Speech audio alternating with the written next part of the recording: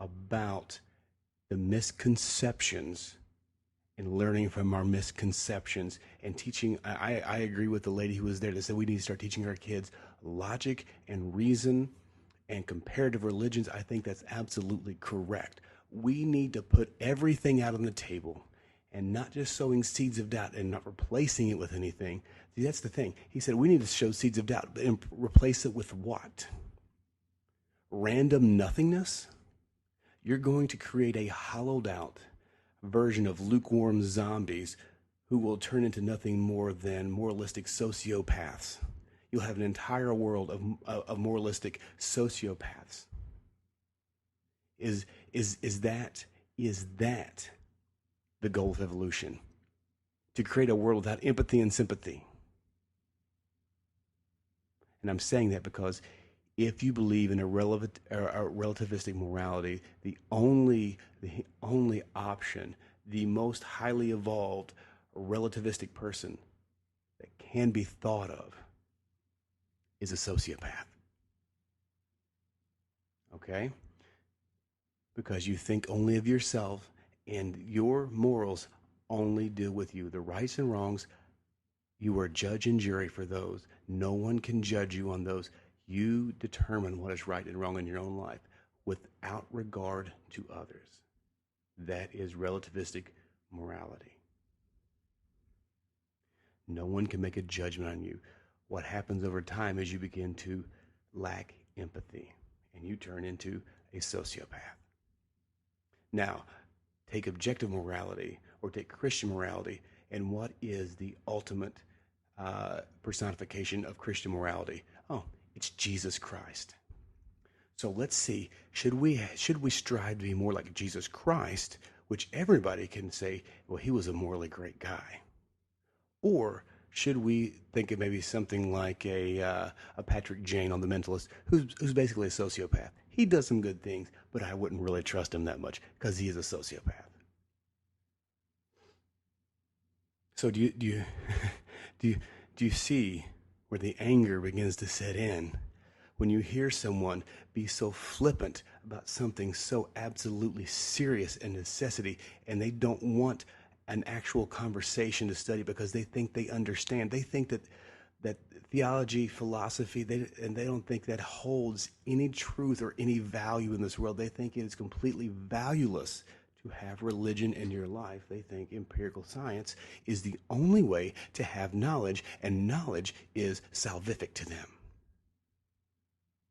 I hate to tell them that empirical data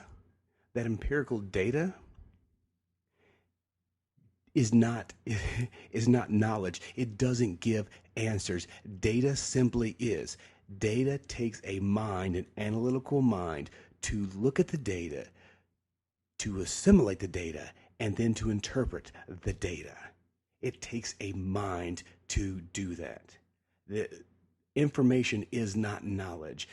Information is justified true belief. I think we'll get onto that a little bit more in a minute. But yeah, that really cranks me up to hear him say something so egregious, and basically just it does to me defiles and makes a mockery of any field of study other than naturalistic science. And I'm just not okay with the intellectual dishonesty. I know that word gets thrown around a lot in philosophical conversations and stuff, but I really feel like he's being intellectually dishonest here. It's just overwhelming for me to listen to someone so seemingly so arrogant about this.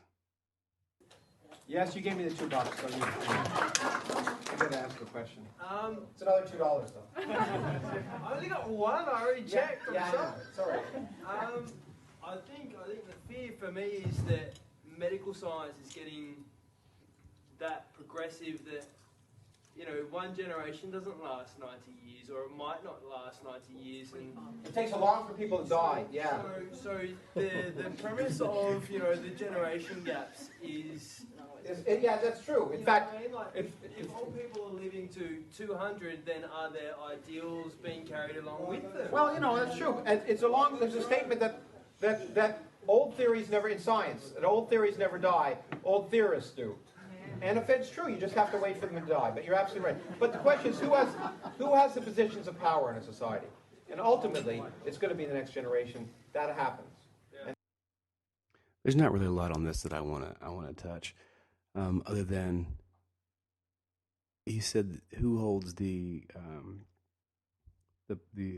authority and the power? It'll be the next generation." That's why it's so imperative and paramount that we teach our children logic, analytical thinking, comparative religions, reading comprehension, literacy skills. It's so important that we teach them how to think. Because if we don't teach them how to think, they can be swept away by every wind of doctrine. The Bible talks about training up your child in the way it shall go, and when it's old, they won't depart. Now, it doesn't mean that if you train up your child in the way it should go in the Lord, that they'll never turn away from the Lord. What it means is you have given them the tools to know how to survive, how to get back to God if they do turn away. You've done your part. You've done your duty. You've taken Proverbs 1 and you've put it into place. Next clip. The best we can do is try and make the next generation better than this one. And that's what I think we all try. That's what the purpose of education is. Can I add? The oldest woman on the planet, the oldest person on the planet is currently 116 years old. She was born in 1898. When she was born, there was an entire whole other set of people on the planet. Everybody on the planet has changed in that time. Yeah. We all have changed that too. So the language he uses here is, we'll raise up a generation that will be better than this generation. Now, even in evolutionary terms, better is not something that you can actually say. We're not going towards any sort of perfection. And so I don't even know moralistically what he's saying about better. If he believes in determinism, which I'm not certain, but I think he does believe in determinism, which basically means everything is determined in life. We're just actually sort of animatronically living out our lives, thinking that we're making real free will choices when we're actually not, which actually goes against his entire thing of saying that we need to be thinking and teaching kids, because it doesn't matter what we think or teach kids because everything's determined. So we were determined to do this anyway, so there actually is no ought. We cannot be obligated to do anything because life simply happens and we simply live it out. So even if we would make the choice to think or make the choice to sow seeds of doubt, that was exactly what was supposed to happen. So we actually didn't do anything. There's no salvation here. There's no betterment. There's no creating a better world, because the world that was going to be created was always going to exist anyway. That's indeterminism. So again, nothing has purpose. Nothing has value. It's all meaningless. These are the types of things that he wants to teach my children, the kind of things that he wants to teach your children. There is no hope. Everything's determined. The earth was created out of nothing, and it's going to return into nothing. There's nothingness, and there's no hope. And we just hope that we become better with each generation. Your life is basically meaningless and has no value, especially if you believe in religion. Not only does your life have no value, your beliefs have no value, because he's extremely tolerant. Death is a wonderful thing. I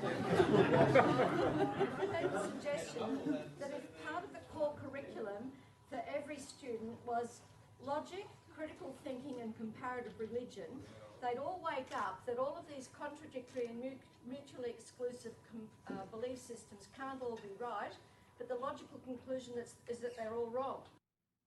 Well, now we can get back a little bit of me taking a break from my ranting about my frustration with Dr. Krauss. We can actually get into a little more of this argument that she brought up. Well, if we teach kids critical thinking and analytical skills, and we teach them comparative religion, they will see the contradictory nature of all these religions and come to the conclusion that they're all false because they all contradict one another. Now, she's right. They do contradict one another. And there are no two religions the same. And therefore, if they contradict each other, it could be they're all wrong. They definitely can't all be right. They could absolutely be all wrong. That's a logical point. But we would need to study those out. Who is going to be making the curriculum? Now, here you go. My thinking on what she means, listening to her, we need to teach that religion, like Dr. Krauss said, is silly. Here's where they contradict, like the Zeitgeist movie that just came out, where they pull all these parallelism, and they pull these parallels and say, look, all the religions are the same. Jesus was just Horus or Osiris. And you hear that and you go, oh, wow, yeah, they're all the same. Who's going to teach these classes? And who is qualified to make the decision what goes into the curriculum? This comes back to something we see in Common Core. Here in the United States, they want to have this one unified religion. This is something that every child needs to know. Now, the problem that I had with Common Core was the questions or the reading comprehension skill set that was in there would say things like, it's the president's responsibility to make sure that all the other parts of government work, or something like that. The president had this sort of monarchical, authoritative power that the Constitution actually forbids him to have. Now, why is this important? If you read The Abolition of Man by C.S. Lewis, he goes into talking about when we give students examples of reading comprehension skills, if we don't use sentences that are logically valid and that have some sort of philosophical misconception there, you can, in fact, sow seeds of doubt. And he actually predicted the postmodern reign based on some sentences out of a grammar book from a grammar school. And it was amazing to understand the weight that we need to place on these things. But again, I would ask this person, who's going to make the curriculum? Are you going to let historical biblical scholars and theologians make the curriculum, or are you going to let atheists? Because here's something that you must be aware of this. Stephen Hawking, Richard Dawkins, Lawrence Krauss, and a lot of these scientists